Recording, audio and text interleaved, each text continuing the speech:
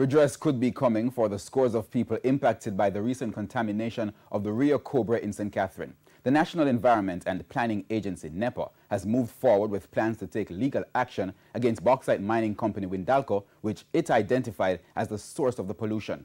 TVJ's Kalisha Williams has that story. It has been weeks since fishermen threw their lines in the Rio Cobre. This after the water became contaminated by effluent flowing from bauxite mining company Windalco, leading to a fish kill and a breakout of illnesses in communities nearby. The National Environment and Planning Agency, NEPA, has since declared its intent to take Windalco to court. Speaking with our news center today, CEO of NEPA, Peter Knight, said the process has started. We served the summons and information sheet in the St. Catherine Parish Court this Monday.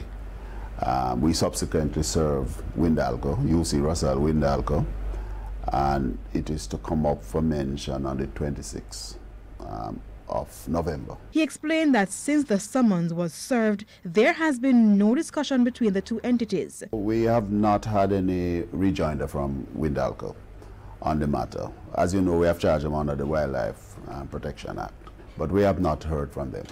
I guess today we'll hear from them in the court. And the agency is also planning to take things further. I'm advised by my legal team that we will have to complete the criminal matters first, but it will be mentioned in the court that we want damages. Fisherfolk from Kent Village and other communities near the Rio Cobre have been calling for compensation from Windalco since NEPA identified the bauxite company as the source of the pollution. When we visited the community in October, they told us they have been fighting for survival since their only source of income, the Rio Cobre, became polluted.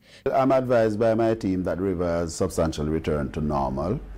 The residents seem to be happy that the cleanup activities, I'm not quite sure who did the cleanup, it was Windalco or the residents, but the residents seem to be happy. Kalisha Williams, TVJ News.